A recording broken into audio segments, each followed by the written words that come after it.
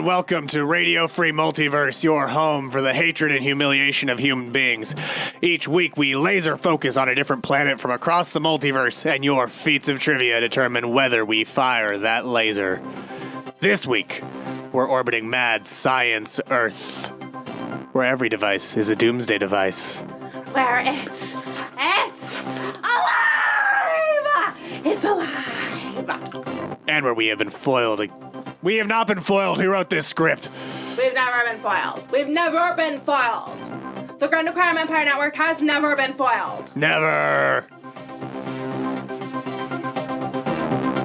You're looking fashionary, Charlene. Oh, I am looking fashionary for a very important reason. Do you know what that reason is, Flugal? What is that reason? They called me insane to do it. They said, Kristen, you can't do that. That's not within the laws of physics. Or even the anti-laws of physics.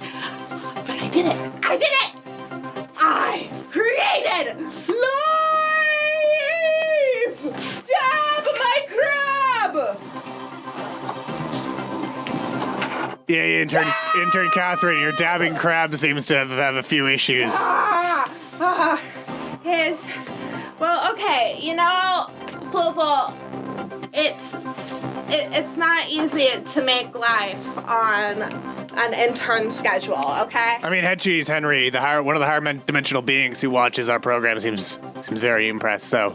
Yeah! Oh my goodness, Head Cheese Henry. Crabs are definitely an ultimate form. Crab, the ultimate form of life.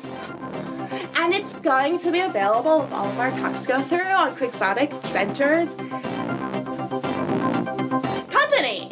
That one. Yeah, look, there's so many Quixotic Adventures fronts. I mean, in businesses. I was wondering if I had made this to invade his new planet, or if it was going to be sold direct to viewers in their homes. And I'm pretty sure it's the second one. I'm just gonna go back to. The orange, the orange crystals on the claw. Those are very high value. They're very crystals. high value crystals. So much suffering is embedded in each and every crystal on that arm. Suffering is embedded into each of these crystals, and you can tell because they're this lovely orange color. Orange, of course, being the color of purest hatred, which is why most crabs are orange. Oh, Trillis Pug has a question. Have you tried putting Old Bay on it? In case you're not familiar, because it is about consuming matter, which is disgusting and horrible. Old Bay is a type of a seasoning that's popular in Baltimore, Maryland, where they eat matter, in this case, crabs. That's disgusting, one. Eating crabs is disgusting, too. But I thought that you were referring to, did I get any of the parts for this crab from any of the, oldest possible oceans in the multiverse where the eldritch terrors still slumber? In which case, yes, I totally did. That's this arm. Apparently you were genius adjacent. Oh, and Bull City by the Bay points out it's not just popular in Baltimore, Maryland. It's popular all across America. Wow. Well, you know what I'm super excited for? What are you excited for? Super duper excited to learn all about what's popular on Mad Science Earth. Oh my god! I can't wait. I can't wait to learn more about this great planet. Wonderful planet. Wonderful planet. And so I thought that first we would do a little bit of learning, because what's science without learning? That's right. It's time. It's time for... what science is? That is what science is, and so it's time for our award-winning edutainment series. Right?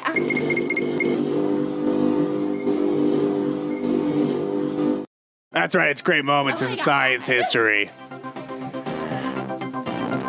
I'm so excited. I'm so excited for this. This is going to be an amazing amazing series. Great moments in science history. So, Flooble, I went all throughout the time stream looking for... Well, really, when I'm looking for something, it's always what's going to make the best show. And what makes better shows than vicious rivalries. I love rivalries. Prestige. There's that Amadeus movie. I mean, if artists and magicians are always the most interesting when they're fighting head-to-head, Ford versus Ferrari. Ford versus Ferrari is an iconic feud between definite actual scientists, Ford and Ferrari. I thought it was Ford versus Ferrari, you know, Guy Fieri's son. Ford feuds with a lot of people. Ford's a yeah. But for a guy who made a utopia, gets into a lot of fights. If capitalists and magicians and artists are the best when they're head-to-head, then so are scientists. So let's look at some of my favorite moments. Now, you cannot get me out of a time machine without stopping in my favorite time, the French Revolution. Big fan of that time. Big fan of that time. Between Lavoisier, the father of chemistry, and Marat, animal magnate. At stake, widespread acceptance of Marat's concept of animal magnetism, which is literally just the force, like George Lucas's force, like, oh, there's energy coming off of rocks and we can measure it and manipulate, literally. I think he might have stolen my time machine. That might have been me. But yes, oh my God. And also his acceptance into the Academy of Sciences, of which Lavoisier was a lead member. The feud. When Lavoisier heard about this animal magnetism, he had some animal skepticism, which Marat took as animal antagonism. And then when the French Revolution came around, Marat and his revolutionary friends engaged in some animal decapitation. Oh, I love when a story ends with a happy ending. Right? That decapitation is the sweetest one of all. Oh, I got asked. Oh my gosh, and now I'm so excited for the next feud. That's right, the Bone Wars. There are few things I like more than things that have wars in the title. The Bone Wars are in between Edward Drinker Cope of the Academy of National Sciences of Philip versus Nathaniel Charles Marsh, a Yale man. At stake, who will be the rotinest, tootinest, best dinosaur bone finder in the Old West? The war. In an Old West epic, complete with enough dynamite, sabotage, and dirty dealings with the indigenous peoples to make Quentin Tarantino blush, two entrenched old Gilded Age scientists, they systematically tore each other's reputations apart in a flame war so public, Jack Dorsey had nightmares about it 200 years later. Their sloppy, rushed-ass work to create and find so-called new dinosaurs led to one of the worst pieces of scientific misinformation ever published. The Land Before Time. Yeah, those dinosaurs aren't real. You can blame Cope and Dorsey. I can't believe Lucas Spielberg brought us such fake, imaginary dinosaurs. Oh my goodness. Oh, Night Amused has a good point. It could also be Bone Wars because of how old those dudes were. Oh my God, they were so old. I mean, let me look at these two. Old? Look at these two. Look at it. They were basically the first humanoid that ever picked up a bone and thought to themselves, wow, this is not as good of a tool as a rock to beat someone over the head with. Also, Tig Naruto is pointing out, not to mention how big their hogs were. Huge hogs. Look, I've been there.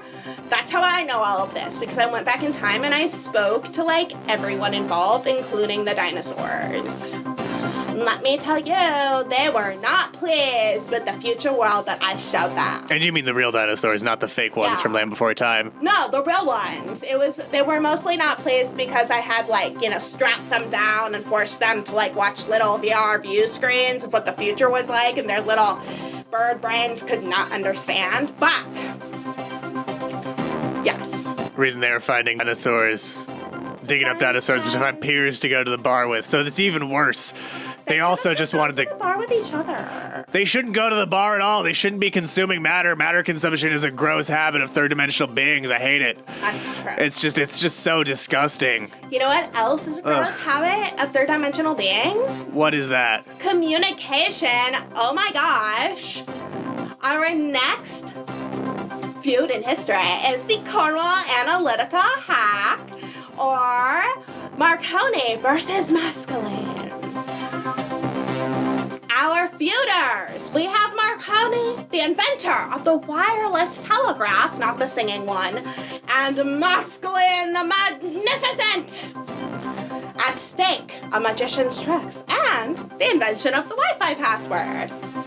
The first ever hacker also had a rabbit shoved up his black hat. Masculine the magician was not about to let his tricks be revealed by some dork who invented the radio, showing off his totally secure wireless technology.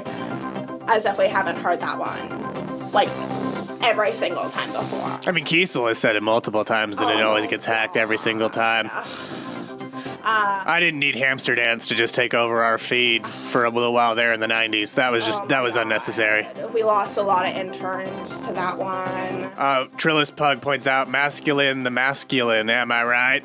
Oh my goodness, so masculine. So masculine in fact that he had to trick up his sleeve and totally pound on those noobs by hacking this keynote with sick burns. There was a young fellow of Italy who diddled the public quite prettily. The public were the people watching, and the fellow from Italy was Marconi. So, everyone got burned. Wasn't he such a cool hacker? Don't you just, totally respect him now? Yeah, he's definitely a cool guy with thought-out, respectful opinions. I mean, he definitely wouldn't just be taking selfies in a truck with sunglasses on if he was No, I bet he has really great opinions about women. Well, yeah, probably. The next feud, oh my goodness, it's a parsimonious piece on parsimony. That would be Jonathan Eisen versus the Willie Henning Society. The stakes, landscaping, but for evolution. Figuring out which different species diverged from each other is admittedly a pretty difficult task, mostly because most third-dimensional beings all look the same. But one method of doing so is called parsimony, which means using the fewest amount of branches possible, which is a favorite of overworked professors everywhere with lots of term papers. But when the Willie Henning Society declared that everyone had to draw trees their super special parsimonious way, and also on Tuesdays we wear pink lab coats so you can't sit with us, this opened up some middle school and high school and grad school sized wounds in some other scientists. When evolutionary scientist Jonathan Eisen had the goal to suggest that the goal of science is to build the best possible model of reality, which necessitates the use of multiple models of measurement, the Willie Henning Society's defense of parsimony was less than parsimonious. Mark Siddall, their treasurer, met Eisen's critiques with fun tweets like, "Continue at your own fucking peril." I'm still looking for the missing link of why the treasurer was in charge of their social media. But yeah, there's that one. The next and final feud that we have here, the Young, the Freud, and the Restless. That's right, it's Sigmund Freud versus Carl Jung. That's right. In the red corner, The guy who definitely knows better than you and will also tell you to your face all about how he knows you better than you before he even introduces himself. And he will not stop even if you ask him to. But if you do ask him to, it's because he's so right that you're just totally triggered. And also, you're the one who's repressed. You are. That's right. You're the one. Sex rules everything around him. It's Sigmund Freud. That's right. It's Sigmund Freud. And in the blue corner, the woo-woo dude with the mixed-up mystical dude who took psychedelics and also respects your views. The man who dared to suggest that humans are driven by literally anything in any other than sex. Literally anything. Sometimes a cigar is only a cigar, but most of the time it's actually a super awkward breakup letter about this sexual incompatibility. Again, more specifically, whether or not the sex drive is literally every single facet of human behavior or not. But yeah, so anyway, Jung went on to create a philosophy that's foundational to modern storytelling, and Freud went on to inspire a horde of male comics in the 1980s. So we know who won that breakup. Oh my gosh. But those are my feuds throughout history. Fluvo, what did you think of my feuds? I mean, I think they're great feuds. I think they definitely inspired quite a bit of at least emotional suffering amongst third-dimensional beings. And yeah, I wanted to bring that up, plausible deniability. The studio cats are hard at work at building out other studios in our satellite. So if you hear them, it's just they're working on a new studio for Radio Free Multiverse. So keep your eyes open for when the studio cats finally get that done.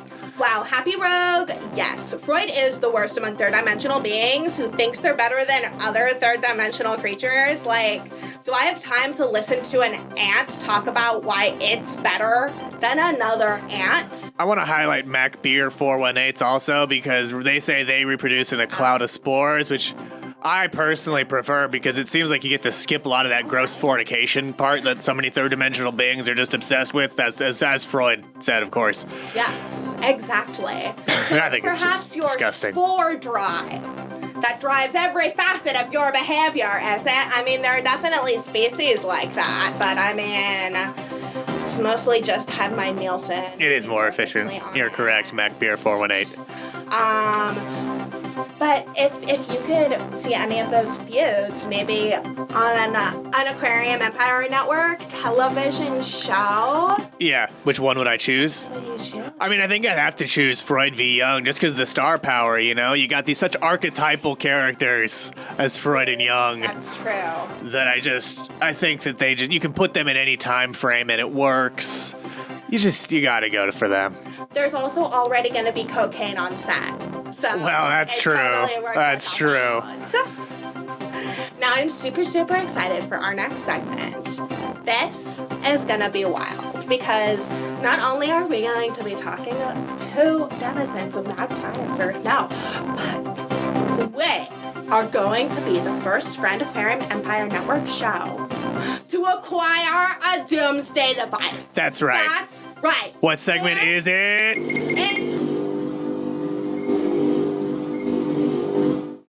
It's Shark Tank. We have 3 mad scientists who are going to pitch us their doomsday device and speak to our sharks. Let's bring on our shark. Hello, Mr. Shark. Hello. Yes, I am here to find the most financially sound doomsday device that will cause the most destruction to the planet and all of its residents. And of course, anyone who doesn't have a successful device will be eaten and put inside the Shark Tank with me. I have it eaten in 3 weeks, and I am looking forward to this. Oh my goodness, so excited. We already have a big fan of Mr. Shark. You all better be fans of Mr. Shark or it's whoop into the Shark Tank. Listen. If you're a fan of me, I accept all forms of donations, preferably meat. If you have meat to send to me, you simply need to go to the ocean, dump meat in, make sure that there's a little bit of blood, and I promise you I will find it. Oh my god. Mr. Shark is one of our best finders. Thank you, Head Cheese Henry. This is the best show. Oh, and Tiger Bates is even singing your theme song, Mr. Shark. Thank you. That is actually, thank you very much. My son wrote that. It's really great. Did you know that you can actually hire your children to work for you and pay them under a minimum wage and not tax it at all? It's a really, really good thing. So yeah, thank you for pointing that out. Fun fact, that's kind of how the Grand Aquarium Empire runs, because all this aquarium were decanted, of course, from Grand Emperor Acqueon, the boundless fish tank, the endless enclosure, the source from which we all were decanted, and I don't get paid. Yes, of course. Emperor Acqueon, being an aquarium myself, Emperor Acqueon was the one who showed me all of my financial tips. And can I just say, some of the tax loopholes that he pointed out, amazing.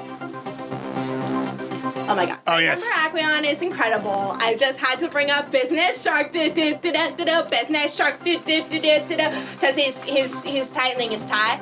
Business Shark, Business Shark, Business Shark, Business Shark. Mr. Shark, are you so excited to meet our first scientist who is going to be pitching their doomsday device? I am looking forward to it very much. I'm interested to see how much meat the idea of this scientist has on the bones of this doomsday device. Definitely. Mm-hmm. Well, let's find out as we welcome our first scientist, and that would be Dr. Bligsworth Klumpenstern. Oh my goodness, welcome Dr. Bligsworth Klumpenstern. Hello. Welcome to Radio Free Multiverse, your entertainment home for the hatred and humiliation of human beings. Are you so excited to be showing off your doomsday device to our shark today? I am thrilled, Christy.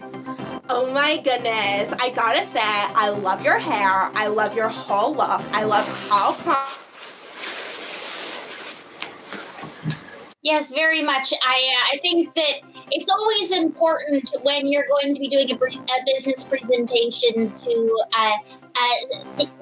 bring in something new, something that says, this is me, this is my brand, and I think that you very much have that going for you. So a very strong start. So tell us, Mr. Bligsworth Klumpenstein, what do you have to show our shark today? That's Doctor. Doctor. Wow, didn't know a third-dimensional being's honorific was so important. Dr. Bligsworth Klumpenstein. It's a classic part of the training program. You really should know that, Chris Stein.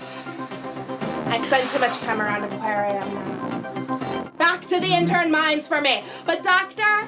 Bligsworth Klumpenstein, tell us, what do you have to show to us today? My device revolves around the activation of vitamin B52 in creatures all over the globe. Now, I have already infested water supplies across the galaxy with this vitamin. When I flip on the signal, it will cause such wonderful disasters. Dogs' anuses will get sharp teeth and wreak havoc upon banks. All the plants which have been watered will start to spew poison and control cars. Yes. Pile-ups will be the new norm. And let us not forget that in humans, they're already just so bad. We tried to find a way to make them worse. We couldn't. We couldn't. There's no way. But it does make them more pliable. Just enough. Just enough. Yeah. They're definitely very, very ready to bow down. Wonderful. Very ready to go apostate and before you and, pledge their loyalty, etc., etc. I love that. Well, I love this idea. I've seen those wonderful things that they have outside of used car shops, and I've always wondered how I can make humans more like that. So that's wonderful. I think that there's a lot of benefit. I of course love the idea of changing the water supply, anything to make the water more dangerous to third-dimensional creatures is always a plus for an aquarium. I think that there is a lot of liquidity in this idea, which is wonderful. And for that reason, as much as it pains me, can I ask a quick question, real quick, just before? Of course. What would you say is your muscle to fat ratio? Mine. Yes, just want to, if we're going to be discussing a possible eating situation here, there is just some sort of things. I am currently on a diet. My partner's going through some keto stuff, so I'm just wondering. You look fantastic, Mr. Shark. Oh my god. If we're discussing my personal ratio, certainly more fat than muscle. Oh, okay. Well, then that definitely settles it. And for these reasons, I think I will be purchasing your product for the Aquarium Empire. Dr. Blitz with Lumpenstern, what gave you the idea for this incredible? I mean, this is more than just a device. This is a game changer. This is a life's work. Yeah. Like, this is your opus. Yes, well, it started when I too saw the dudes at the car place, and I thought, well, how can we make them real? And so that was the first step.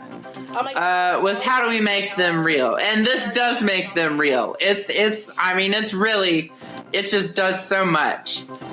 Amazing. Something. I mean, having a multifaceted product is. I don't think the market's even going to be ready for this. I think you, pardon the pun, but I think you're going to make a splash with this one.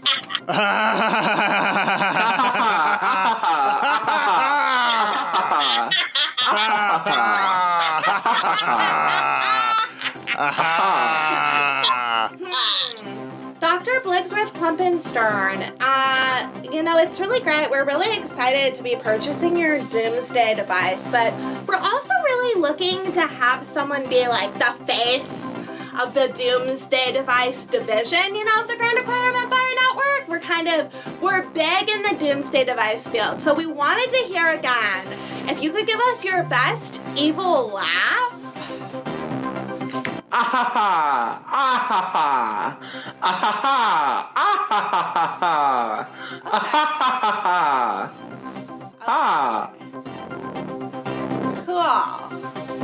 Awesome. Thank you, Mr. Shark, for being quiet so that Dr. Bilgsworth Klumpenstern could get a clean take of that laugh. I appreciate that. Thank you so much for that. How do you feel about us purchasing your work and also destroying your planet? Do it. I have a space trailer on a nearby moon. Oh! Wonderful. Offshore investments. You, my friend, know how to work the system. Good for you.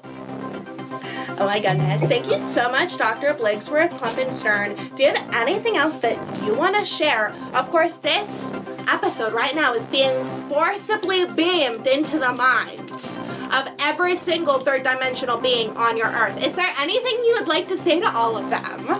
Yes. Wake up. You are being controlled. Leave the illusion behind. Don't leave the illusion. Wow, don't leave the illusion. Don't leave the illusion. No. Leave it behind. Cut. There's no illusion. You're not in an illusion. You're in reality. You're in 100% real reality. There's nothing you can do about real reality. It's objective. It's like science. Yes, this is 100%. We are not selling you any sort of falsified experimental reality that is being pushed by multiple different conglomerates. That's not what's happening at all. What you're experiencing is pure, unfiltered reality, straight from the source, right into your eyeballs. Right, raw cut, straight cut right into your eyes. There's nothing you can do about. It's true. That's the most important thing to know, is that in real reality, which you are in, you have no power to change that reality or throw off the yokes of, say, multiple conglomerations. That's not a thing you have. No, you just gotta sort of resign yourself to it and accept it. Yes, you're mainlining reality. That is what's happening. That's what's happening. Yes, exactly. Mac Beer 418. That's exactly. And that's why they call it reality, because obviously it's real. Ha! Yeah. Also because it bites. It does bite. It does. But what else bites? Me. Mr. Shark! Yes, Mr. Shark! Yeah, Mr. Shark. bites. Mr. Shark does bite. And we have a new doomsday device for you. I would like to invite to the show Dr. Misophonia. Welcome, Dr. All right. Misophonia. All right, Dr. Mesothelioma. Almost there, and done. Oh, I'm on. Oh. Dr. Yes, you are here. Hello. Welcome to Radio Free Multiverse, your Yep, entertainment home for the hatred and humiliation of human beings. Right. Where's my notes? I got this. Okay. You have to present to our shark today. And it is going off to a very wonderful and professional start. Yes. Listen, I'm looking forward to snack time. Okay. Question. Who are the most heroic, bravest, most worthwhile people on the planet? That's right. You said it. People who make not a person. podcasts. People who make podcasts. And they need to be stopped. And that is why I, Dr. Misophonia, it's Canadian, by the way, is why I've come up with this. This is my mouth sounds device. It is the first and only microphone designed to pick up mouth sounds. So observe. Ooh. So you're telling me that people commuting on their way to work, taking a jog, cleaning up the house, trying to go to sleep, they're all listening to podcasts and they're just gonna get an earful of mouth sounds? So, are these mouth sounds embedded in any kind of content? Is there any? If I want to hear mouth sounds in a historical fiction, can I hear that? Oh, can you hear it? You will hear the sounds of Leopold II slapping his lips together Oh, good. while he tells you Big snacker. about the French Revolution. Wonderful. And it will be skin crawling. Yes. So speaking of the French Revolution, as we mentioned earlier, is there a smack-filled, plosive-filled story about Marat and how he decapitated? Oh, yes. Mercier? And while you're listening to that, you will hear the guy talking, breathing heavily in and out of his giant nose. It is absolutely skin crawling. Terrible. I don't know what that's like at all. Marat had a huge nose, so this is perfectly accurate as heck. Absolutely. Mr. Sharp, do you have any questions for Dr. Misophonia? Well, Dr. Misophonia, I love the idea of this. I do have one question. Is there any way to bring the wetness of mouth sounds and the various things? Because, it really is all about making the experience as immersive as possible. So is there any way with your device to bring that sort of wetness into a person's ear? Well, I am glad you asked. I'm working on the second version, which will release a certain frequency that will have the listener sweat profusely and become increasingly moist as the experience goes on. So while you're listening to the lovely sounds of, you will also feel yourself begin to Perspirate? Perspirate. Thank you. Nice plosive with perspiration. So, Happy Rogue 10 in the chat asked, does it work underwater? Yes. Ooh, Remember, you are pitching to a shark.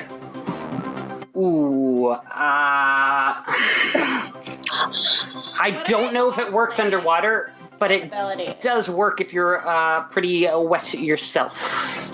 That's a consolation. Does it work for dry? Don't know, haven't been dry in years. What about dry wet? Like, who's a podcaster with a dry wet fluid? None of them, and that is why they all must be taken down. Wow, Mr. Dr. Misophonia has quite a few opinions on this. Yes. Mr. Shark, do you have any more questions? Dr. Misophonia, I have one simple question. Have you recently been eating much dairy product? I'm lactose intolerant, and that could be a real issue for me. Not sure. I am probably like 40 proof at this point. Oh, well, hey, listen, it's Friday, so unfortunately, Dr. Misophonia, because of the fact that I am a shark, it doesn't seem like you have much market value for the overhead that you are asking for this product. And for those reasons, unfortunately, honestly, I will say this before I let you know. I would ask you to come back and bring back a revised version of this product because you've been talking about the sweat and the bring the wetness into it. But unfortunately, for the reasons that I have said, I am going to ask you instead to come and join me in the Shark Tank. Oh, bother. Congratulations, Dr. Misophonia. Congratulations, Dr. Misophonia. Let's get Dr. Misophonia in the tank. Yeah, Kiesel, beam Dr. Misophonia into the tank. I'll set him away for later. Don't worry. We've got some space back here. There's some seaweed I can tie him down to until the broadcast is over. I'm a professional after all. Oh, of course. Of course. And it's not like we're going to just take your show from you, Mr. Shark. Your viewers deserve to see the first take of you consuming these people. Yeah. So much. Thank you. And by the way, if you would like to, after this, you are welcome to tune into Shark Tank Uncut, where I chow down into all of my failed investors. Oh my god! I'm so excited, and I'm so excited to bring you our final snack. Scientist to the show today.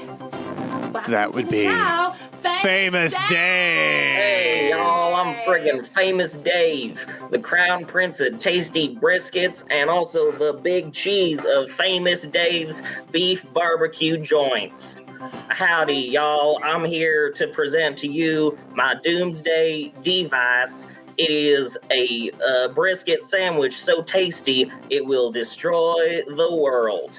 I am asking for 60 billion barbecue beef bucks in exchange for 1% of my ribeye run with steak device. So, as a bit of an expert on the planet-destroying game, I have to ask, what kind of destruction would befall a world where your brisket was created? Would it just be sucked in by the tastiness? Would it be shattered by the deliciousness? Internal combustion for all. Have you ever tasted a brisket so soft and juicy that your mind stopped working?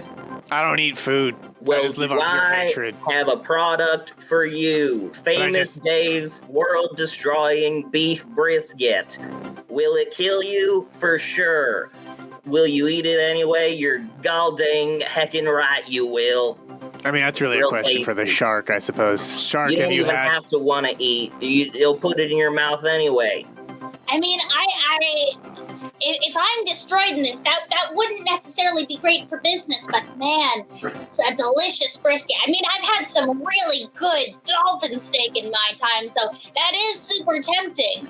Absolutely. Come on down to Famous Dave's. We got dolphin. We got friggin' whale. We got gall-dang Nemo fish. Do you What have are those narwhal? called? Do you The have laughy narwhal? ones. Those are clownfish, I We think. cut them all up. We'll put them into our world-famous coleslaws. Oh, delicious. The seafood coleslaw. Especially when you've got just a little bit of that, like, angelfish right on top. You know what? Absolutely. Angelfish, sunfish, catfish, devilfish, dogfish, fish. We got it all down at Famous Dave's. I'm the big cheese. I have a question. Do you have dabbing crab? Do you have dabbing crab on the menu at Famous Dave's? We sure do. We got Don't take my dabbing crab. We This is got my crab. nay-naying crab. Oh, We the got- crab nays. Wow. We got crabs that break dance. We got crabs that unbroken dance. What's the opposite of broken? Fixed dance. Fixed dance. We got crabs that pop. We got crabs that lock. We got crabs. All the crabs you could ever want. Come on down to Famous Dave's and ask for me, Famous Dave. I'm the big cheese. Yes, fixed crab is, of course, the delicacy of Mad Science Earth. And you know what? I'm interested in eating like the locals. I think I will come down to your shop. And as I said before, you know, killing and eating having the main proprietor of a business die, unfortunately, sadly, usually doesn't work out very well for the business. So I guess, you know, Famous Dave, I think I'll buy your product. I don't think I'm gonna eat you. I'm real sorry about that. Yeehaw. Is there a little cheese? That's just a No, bug there's to me. only the big cheese, and that's me. I'm Famous Dave. I'd Crown ask- Prince of tasty briskets. Come on down. I'd ask how we know that the cheese is big, but it's right on your hat, so I suppose it's just obvious. There it is. Self-explanatory. Don't ask again. Oh yeah, plausible deniability points out that you're the head cheese too, and is that why it's on your hat? No, I'm the big cheese. There's Yeah, a no, difference. The head cheese is here with us. Yes. Oh right, head cheese Henry. Yeah. The head cheese is here with us. Yes. Famous Dave, I'm so excited to be destroying worlds with your super tasty brisket. Yeah. Absolutely. what I'm I love gonna it when need- people bite down into my tasty pulled pork sandwiches and their goddamn world blows into little smithereens. And then I can make Famous Dave's pulled world sandwich. Oh, I love that. But Happy Rogue 10 has a question for you. So if you are made of cheese, wouldn't that be a problem for the Mr. Shark? Absolutely. It would be a huge mistake to eat me, Famous Dave the Big Cheese, if you are a lactose intolerant being. Well, then I guess that's just another reason to Yeah. go and try some of your amazing. Fucking nailed it. You nailed it, Famous Oh, Dave. You nailed it. Congratulations! Yes, we will. I look forward to going into business together. Handshake. Oh my goodness! I'm so excited to start bombarding planets with these steaks. Yes, very much so. Oh gosh. Hey, has Dr. Elizabeth? Oh, good. He's arrived. Oh, good. So, oh gosh, I really am building up an appetite. I think I might have to drop off and go take a little chomp out of this. Oh my goodness. Enjoy Thank you yourself, so Mr. much, Shark. Mr. Shark, and everyone tune in to Shark Tank Uncut. Yes. To Yes. watch those people be consumed. Yes, you can find it on the network. If you adjust your radio dial to a frequency right to where you hear some static, and then at the same time turn on your TV to where that also is showing absolutely nothing. It's just a little bit of static, and you have both of those play at the same time. That's when Shark Tank Uncut usually ends up coming on. Yay! Thank you so much, Mr. Famous Dave. Thank you, And Famous thank you Dave. so much, Mr. Shark. Oh my goodness! Wasn't that incredible, Flueball? That was incredible. I loved seeing all those great inventions and so many new and innovative ways. They're really disrupting the suffering inflicting game, which I think we can all appreciate here at Radio Free Multiverse. Oh my God. I'm so excited to play with the new Doomsday devices. I'll have to do an unboxing video. Oh, we definitely have to do an unboxing of all these new ways to inflict pain. And also, Happy Rogue says, enjoy your Friday cocktail doctor, Mr. Shark. Yes, and enjoy. Thank you so much to all the scientists who joined us. Thank you so much, Mr. Shark. We have one more bet for all of We sure do. One more segment. One more segment, and of course, it's the reason you're all here. I mean, That's right. Come on. That's right, it is, of course.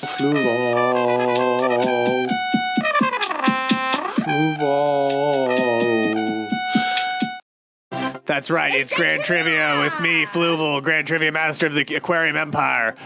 So third dimensional beings, you need to go to Kahoot.it or use the Kahoot app and enter code 1916670. That's my name. Don't wear it out, Head Cheese Henry. Don't wear it out. Don't wear it out. But yeah, the code is 1916670. We're going to put that code on the bottom of the screen. Y'all can join. Famous Dave! Famous Dave is playing. Wow, welcome, Famous Dave. Welcome, thank you so much. And as we get started, I just want to highlight something that, some people might be confused about sometimes when it comes to Grand Trivia. See, with Kahoot and with Grand Trivia, the quicker you answer, the higher you score. That confuses a lot of people because you gotta answer quick to win. Often, speed of answering is what determines who wins. So let's take a look at some of the people who have joined our game. We have Famous Dave, of course, the big cheese himself. Medium cheese. We have a medium cheese here. Mr. Shark. I mean, you aim at the big cheese, you better not miss. So good luck to you, medium cheese. There's Whiskers Jelly, which I just have so many questions about. Dr. Batinski. Welcome, Dr. Batinski. Doctor. You'll have to pitch to the shark on a future episode of Shark Tank. Social Gecko 60. Big Dale. Fluval. And Fluval. Someone loves me. Someone out there loves me, and Fluval, everyone loves you. I mean, everyone is in fear of me. I didn't know they also loved me. Well, they love being in fear. Do they love the awe? Do they love being awed by me? Did you know that fear is the heart of love, Fluval? I'll take your word for it. I haven't felt love for anything except pain in oh so long. Hi, Quick Dingo 69. Hi, Quick Dingo 69. It's a nice name. Great name. Night Muse says it's better to be loved and feared. I agree. Why pick? Why pick when you can have both? Yes. Yes, that is what... Who's Ben? That's what Ben tells us. That's what Ben tells us. Who is this Ben? Who is Ben, and why are they telling you to do things? Are they telling you to do things that aren't the things the Grand Aquarium Empire Network is telling you to do? Well, someone just joined as Mad Dr. Aqueon. Mad Dr. Aqueon. Very big questions about that. Big I have questions big about questions about who that is. Who is it? Is it actually our dear Grand Emperor, the Boundless Enclosure, the Endless Fish Tank, or is it someone just pretending? Is it just a goof? Because you are an iteration. You have been decanted from the Grand Emperor Aqueon. Oh, we just welcome Giving Gator 18. Hi, Giving Gator. Hello, Giving Gator 18. We have 12 of you in, 16 watching. I think it's time to get started. It's time to get started. If you're not in yet, feel free to join mid-game. Oh, hello, Ben. Ben has joined. The world famous, the multiverse famous Ben. Ben, are you telling people to do things that are counter the Welcome. Aquarium Empire Network? Welcome to you, Ben. Welcome, Ben. Hatred and humiliation of human beings. MacBeer418 knew a necromancer named Ben. Maybe this is that necromancer. Reveal yourself, Ben! Reveal yourself. Reveal yourself. But I think If anyone would still like to join the game, it's 1916670. But now, But we should get let us started. Kahoot here on Mad Science Earth. Here's your first question. Dr. Herbert West specializes in reanimating the dead. Which author created Herbert West? Is that Edgar Rice Burroughs, H.G. Wells, H.P. Lovecraft, or no one? He was a real doctor. And seen here are the glowing beakers that he obviously used to reanimate the dead. Just because someone's a character doesn't mean they aren't real. Third-dimensional beings have such a limited idea of what a real being is. Well, also, I think he faked his medical license. Oh, well, there's always that. Oh my goodness, good job, everyone! It was H.P. Lovecraft. The Also- man so strange that the fish people decided they didn't want him. Headcheese Henry is highlighting that he may not have been a real person, but he was a real worm. And of course, H.P. Lovecraft first wrote Dr. West in 1922's short story, Herbert West, Reanimator. The And then man too racist for the 20s. Yes, H.P. Lovecraft, the man too racist for the 1920s, who also looks a lot like the fish he was so terrified of. There's There's a lot of stuff going on. That has a lot, man had a lot going on in his head, both in terms of his stories and in terms of many other things. He became a horror icon, Herbert West, that is, in Reanimator in 1985. Who's winning? Who's winning right now? Medium cheese. Good job, Is medium cheese the big cheese? Also, of course, Big Dale is here. Welcome, Big Dale. Previous champion, Big Dale. Now, which iconic sci-fi author wrote The Island of Dr. Moreau? Was that Edgar Rice Burroughs, H.G. Wells, not H.G. Wales, I got confused with his Aquaworld counterpart, H.P. Lovecraft, or Garth Marenghi, made famous, of course, by The Dark Place that he wrote from? 10 of you have answered. 12 of you have answered. A few more of you have yet to answer. Seen here is, of course, the titular island. Oh, Trillis Pug submitting a write-in answer of H&R Block. Yeah, I mean, that's who financed it. but, Also, like, H&R Block has written many horror stories, so it's a fair answer. So- 10 of you got it correct. It's H.G. Wells. In the 1896 book, the titular doctor is a mad scientist who creates human-like hybrid beings from animals via vivisection. Vivisection. Vivisection is, that's when you cut something open while it's still alive. So, like watching show tunes. And it was famously parodied on The Simpsons as the island of Dr. Hibbert. Oh, medium cheese is holding on to first. Bebop is now in fourth, and Fluval and my lover, the person, as in the person who loves me, not that gross fornication way, is in fifth place. Oh, and Cheese Henry points out the HG in Wells is short for hug. Hug Wells. I hope Hug Wells hugs well. And of course, I.C. Wiener, another right-in answer from MacBeer418. Let's move on to our next question. Which mad scientist shot Joel Hodgson into space and made him watch cheesy movies?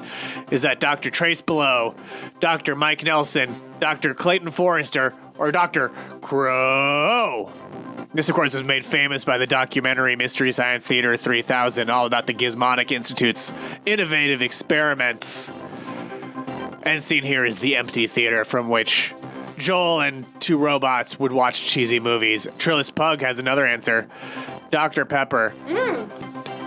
I've heard a report, actually, about Dr. Pepper from Mr. Shark, which is that, eating Dr. Pepper just makes the world taste better. 10 of you have answered. You're running out of time if you haven't locked in your answer, so locked in your answer. 19 seconds left. I tried to go see Dr. Pepper 10, but he was only for men. Yeah, no, Dr. Pepper 10, famously not for women. That's the one thing that's really known about Dr. Pepper 10. 5 of you got it correct. That was Dr. Clayton Forrester, who was named after the hero of the 1953 film adaptation of War of the Worlds. Wow. He was the chief mad scientist on the show from its debut in 1988 to its 7th season in 1996, and then his mother Pearl took over for the rest of the show until it ended. Pearl Forrester. Wow. Just something about that name really appeals to me. Forrester. I don't know what it is. I don't know why. It just feels right. Big Dale is on a hot streak and is in second place. Mr. Shark is now in third. But medium cheese has not been shaken. Mac Beer is correct. There were other villains. Pearl took over as the big bad, and then in the reboot, Pearl's, I think, daughter, Clayton Forrester's daughter, Kinga Forrester, takes over. There's a lot of Forresters. All evil. TV's Frank. Other people, too. Next question. Dr. Doofenshmirtz famously wants to take over the metro area, the city, the tri-state area, or the world. And of course, Doofenshmirtz is regularly foiled by his ultimate archenemies, Phineas and Ferb. Those aren't his enemies. Yeah, they are. No, it's the platypus, Perry. Oh, you're right. It's Perry the Platypus. The Phineas and Ferb are just around. Yeah. I'm Flovol. Have you not been watching the media tapes that I made for you? Hey, Charlene. The Earth media. I have something to tell you, Sherry. What? That was a test. And you passed. You passed. You got me. You got me. Gosh. Also, Nighty Muse is pointing out his foe is famously Candace. Yes. You're right. Really, it was every character except the two I named, honestly. But he wanted to take over the tri-state. Tri-state area. The tri-state area was founded by John P. Tri-State, who united the bi-state area with an adjacent area, which was, of course, founded by Otto H. Adjacent. Yeah.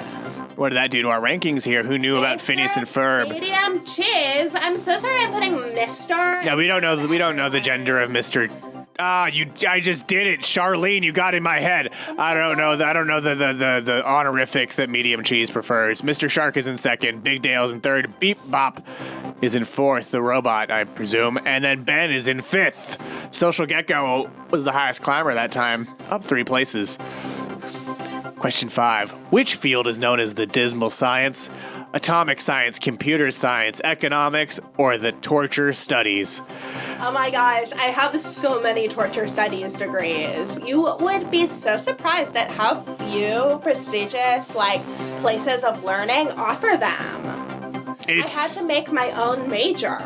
Yeah, no, you have to make your own major for that. It's just a real disappointment.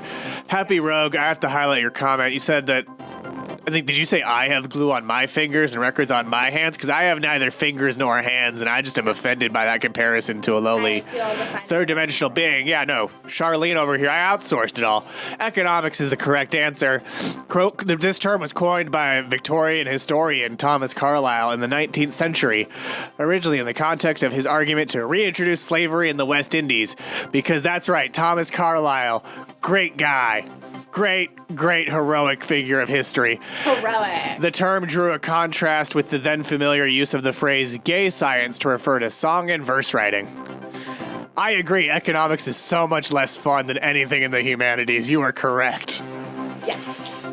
My goodness. Yeah, Victorian historian is very fun. Yeah, I really just wanted to highlight how much Thomas Carlyle sucks and how probably the one thing of value he has ever done is coin this term.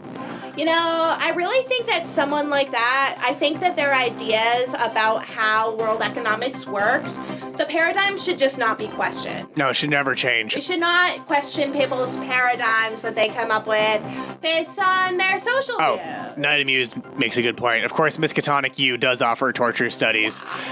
And what did change is, of course, the scoreboard where Ben, Social Gecko 60, and Mad Dr. Aqueon now close out the scoreboard. Let's move on to our next question. With question 6, in Golden Age comics, what made Lex Luthor go bald? Was that Superboy's X-ray vision, Superboy destroying one of Luthor's experiments, the stress of competing with Superboy, or just, regular male pattern baldness? The whole superpowered arch rival thing is really just a weird coincidence, and Luthor really would just rather you stop asking him about it because it's not about Superboy at all. It's just normal. This just happens. It's just normal. This happens to lots of villains and corporate overlords and mad scientists. No one asked Frankenstein about his receding hairline. Why does it have to be about Superboy? Picture here is Superman, because there weren't a lot of good reference images for Superboy. And this Superboy is just young Superman, right? Correct. It's young Superman, not Connor Kent, the cloned Superman.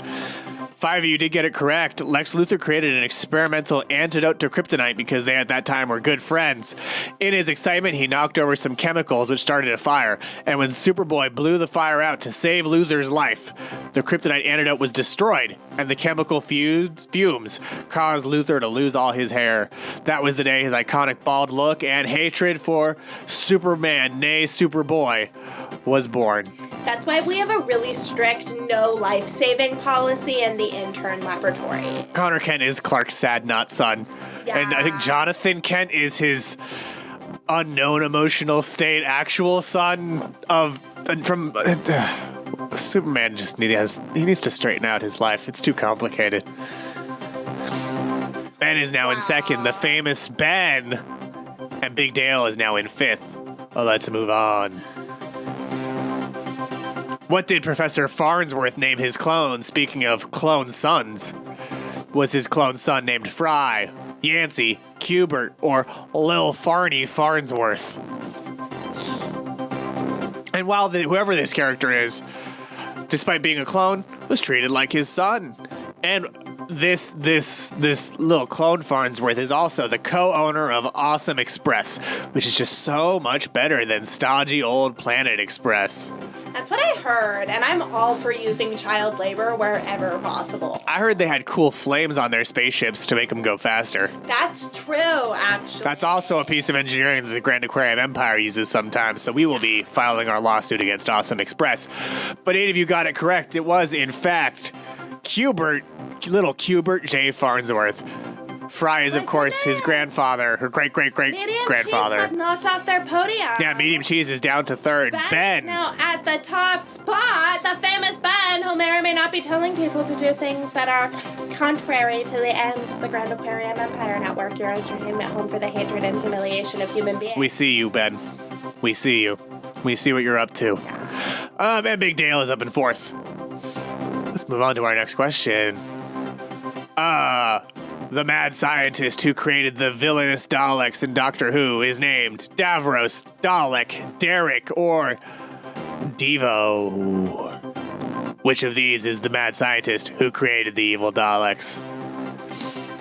It was really fun when we created actual Daleks, just so that we could get that one actor who played the Doctor to give a big old speech about it. You mean Matt Smith? Oh, no, the other Doctor that gave the Peter Capaldi? Oh, no, the other Doctor that gave the Tom Baker? I think there was another Doctor. Christopher Eccleston? He's really known for his speeches. David Tennant? No, I mean, Matt Smith's the one that is, I mean, they're all very known, I suppose. Paul McGann. But it was Davros. Patrick Troughton. Okay, let's move on from naming doctors. Yeah, it was Davros. The Khaled scientist created the Daleks to bring an end to the war between the Thal and Khaled species. His plan succeeded because the Daleks killed everyone other than him. The studio cat just decided to jump down between a very narrow gap, but is just fine, everybody, in case you heard a knock. Oh, hello, Milk Myth. Hello, Nikes Knox. You can still join trivia by going to Kahoot.it. Stab Comedy. Wow, welcome. You can still join the Kahoot by going to Kahoot.it and entering the room code. Welcome, everybody. Welcome to Radio Free Multiverse, your entertainment home for the hatred and humiliation of human beings. Well, welcome from Sacramento, all the way out from Sacramento. Welcome, Stab Comedy. That's on Earth, right? Yeah, Sacramento is actually on many Earths. Oh. And on some Earths, the trees that smell like human cum. That's what I was about to say. It's the trees that smell like human ejaculate, famously.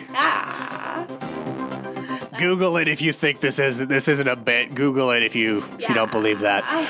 Ben is in first, but Big Dale is making a comeback with 3 in a row. Big Dale. Oh, the room code. It's on the bottom of the screen. It's 1916670. It's on that repeating banner. 1916670. Yeah, well, join Fluvel's absolutely incredible trivia competition. We've still got about half of the questions, so it's still very much in your possibility to win and really take it over. Yeah, Milk Myth is saying they love their jack trees. Ugh.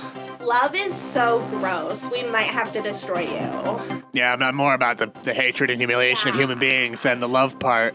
But you know what I'm also all about? Moving on to our next question, huh? Oh my God. Who played Nikola Tesla in 2006's The Prestige? Nikola Tesla, of course, the famous mad scientist who actually invented things.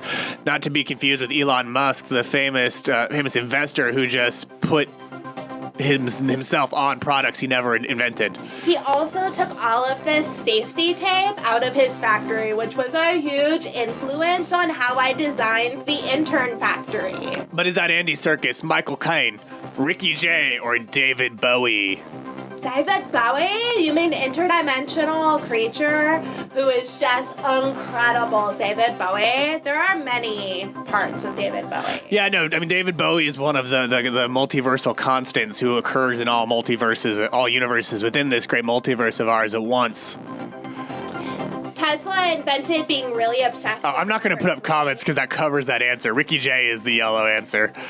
It's Andy Serkis, Michael Caine, Ricky Jay, or David Bowie. You have 3, 2, 1. Some Elon digs? You mean like the emerald mine that was dug out that actually supplied his money to buy things? 5 of you got it correct. It was, in fact, David Bowie, who appeared in a previous Grand Trivia with Fluval on a question about which rock star thought witches were stealing his semen to create the Antichrist? That was also David Bowie. Yeah. Let's move on. Let's see. We were. He wasn't wrong. Wow. Mr. Shark has rocketed up the rankings all the way to second place. Mr. Shark is, of course, our investor from our earlier game, Shark Tank, where they either eat the investor or buy their company. Medium cheese has been knocked all the way down. It's about to fall off the leaderboard. Oh my goodness. Medium cheese. It's not going great. I think we're seeing why Famous Dave is, in fact, the big cheese. Yes. Next question. What replaced the nuclear reactor in Back to the Future's DeLorean? Solar panels, the General Electric Fuzz Fusion Reactor, the Westinghouse Fusion Energizer, or the Mr. Fusion Home Energy Reactor? Redactyl is pointing out you never expect D to be the answer for some reason. I don't know why. I'm just mixing it up. I thought that might be the case, so I'm just sprinkling in some real D's right there. Just sprinkling them in. Sprinkling in those D's. You're really giving them the D. I'm giving them the D. Trillis Pug thought Marty replaced whichever device. Replaced the nuclear reactor. Marty replaced... We tried that with some cars. We put the interns instead of the reactors. Yeah. But the interns just got really warm. Honestly... And hot and then cooked. And then they were only good to be fed to Mr. Shark. I honestly still think it could have worked if we had just given them the right diet. But because I live on pure hatred and don't consume matter, it's kind of out of my wheelhouse as to what lowly third-dimensional beings should be eating. I mean, I'm a fifth-dimensional being. I don't know. I don't know what they need. That's true. You're very far more advanced than us lowly third-dimensional beings. But you're right. But five of you. Mr. Fusion energy reactor. And it was manufactured by Fusion Industries and converted trash into power for the flux capacitor and the time circuits. You are correct. I do have contempt for dinner. Oh my God. I have contempt for dinner. I disrespect breakfast. Yeah. Super disrespectful of breakfast. Confused and a little. I'll be honest with you because there's so many new people here. I'll just be honest. Slightly intrigued by lunch. Oh. Just a little intrigued. I didn't know that about you. What is lunch? I mean, and how is it brunch? How does it? Thank you. Yeah, you brought up brunch. As a being who is a fifth-dimensional being, I'm just interested in this. We do exist outside of time and space, and brunch and lunch, they're just so time-based. I don't recognize dunch. I think dunch is an illegitimate meal. I don't. Just get that out of my stream. But let's see the scoreboard right now. Ben. Oh my God. Ben's commanding lead is holding on with 7 correct answers in a row. That's pretty good job, Ben. The mysterious Ben. The mysterious Ben. But now, penultimate question time. And it's a multi-select. You can choose multiple answers on this bad boy. The short story The Fly that's good, not amused. The short story The Fly has been adapted into a movie starring Jeff Goldblum, an opera, a movie starring Vincent Price, or a video game, and a video game, or a video game. Choose which of these The Fly has been adapted to. I also found it in my soup once, so there was that adaptation. I also just don't get why people say Brundlefly is a failed experiment. I think it worked great. So much suffering happened.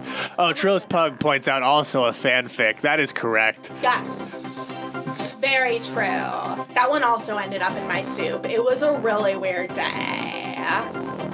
Oh, your fanfic. I didn't realize Trillis Pug wrote the fanfic that was in your soup. I'm impressed that you made a digestible digital information. That's third-dimensional beings struggle with that sometimes. That's pretty good. Linner is the antithesis of Dunch. Wait, no. They're the same thing. Wouldn't it be some breakfast hybrid that would be the antithesis? Oh, so 11 of you got it correct that it was a Jeff Goldblum movie. 5 of you got it correct that it was an opera. 10 of you got it correct that it was a movie starring Vincent Price. It was not a video game. I think that it's time to resurrect Mr. Mosquito with a Fly video game. That's my take out here. I'm just out here saying that. What did that do to the score? Oh, Social Gecko 60 skyrocketed up into first place. Medium cheese back in third. Coming back. Ben in second. Now, good news for really most of you playing is this next final question. Oh, that's a double points round, so it is still most anyone's game. 19th century mad scientist and great name haver Stubbins Firth Such a good name. believed yellow fever is caused by an imbalance of the humors, that he could cure the yellow fever was caused by the heat, or that the great Stubbins Firth is immortal. I love that he worked with yellow fever because at that time I was working with a bunch of fevers that are outside of the visual spectrum. I'm also going to be honest about something that the intern who wrote this question told me. Huh. It was a Stubbins Firth question. They saw the name Stubbins Firth and were just like, well, I have to do something about Stubbins. Of course. Classic, good old Stubbins Firth, medical icon Stubbins. I'm on a first name. Stubbins Firth. I'm on a first name basis. I'm on a first name basis with Stubby. Stubbins. I call him Stubby. We hang out. I just, I did a documentary. honestly, even after the correct answer is revealed, I feel like we're going to say Stubbins Firth a number of more We have a number of times. things to share about Stubbins Firth. We do. So Yes, 3 of you got it Yellow correct. fever It was the heat. caused by the heat. So. Correct. To Famous prove ancestor of Colin Firth. Let's talk about what he did to prove it. Let's First he had a better name than Colin. Stubbins, much better first name than Colin is. But while training to become a doctor at the University of Pennsylvania, Stubbins Firth got obsessed with proving that yellow fever was not contagious. In order to do so, he exposed himself to the bodily fluids of yellow fever patients, put him in his eyeballs, put him all sorts of places. Very gross stuff. What kinds of fluids? All of them. Spit, vomit, Urine, I think. urine. All of the grossest ones. He was a real, Pustules not amused. in his It says yum eyes to all and this his stuff. mouth. Yeah, so, he did all that and was like, oh, And he didn't get sick. he didn't get sick. Isn't that crazy? It must be because yellow fever is caused by the heat. No, it's caused by mosquitoes. Lovely third dimensional, that's a Firth. That is a Firth. That is such a first. Exactly, the fluids that smell like the Sacramento trees. Thank you, Milk Myth. Thank you, Milky Myth. Thank you, Milk Myth. My goodness. He also invented Fear Factor. Yeah. Except unlike Joe Rogan, he was the first contestant as well. It was caused by Goldblum as the fly. Exactly. Yes. You would be far more likely to get yellow fever from Brundlefly Yeah. than any of the fluids he put on himself or in himself. But I think that with that, much like he subjected him, I'll finish that sentence someday, much like he subjected himself to that, we should subject ourselves to the podium. Oh my gosh. In third place with 6 out of 12 correct, it's medium cheese. Cheese. For second place with 7 out of 12 correct, it's Social Gecko. And in first place with 10 out of 12 correct, it's Ben. The world multiverse famous Ben. And of course, in fourth and fifth, it's Big Dale and Dr. Bates, something else. Bates. Ben. Oh my goodness, it's the world famous Ben. Thank you, Ben. I'm so glad that you won. Hopefully this victory will make you realize you don't need to try to sabotage our aims. And I was just curious, Fluffle. Do you want to tell them what they won? I do, Mad so- Science Earth won by participating.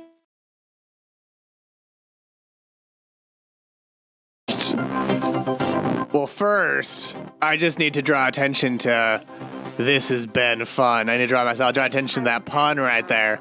But now, we are about to deliver the prize right to Mad Science Earth. That's right. Longtime viewers know what's coming. Our brand new friends, you get to discover what's coming right now. That's right, it's time for Planet Destroy!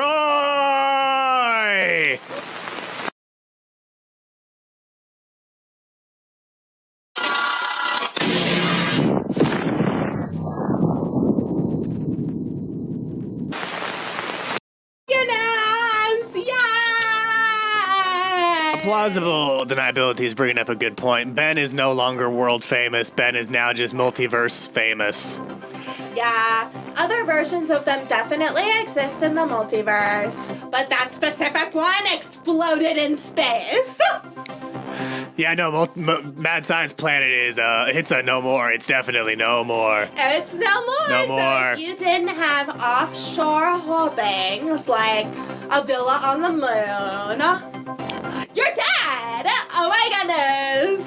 So excited. But also, before we move on, I want to specifically thank Stab Comedy for raiding with the party of 4. We highlighted them a little bit earlier, but thank you for the raid. It means a lot. We love it. We love meeting new third dimensional beings.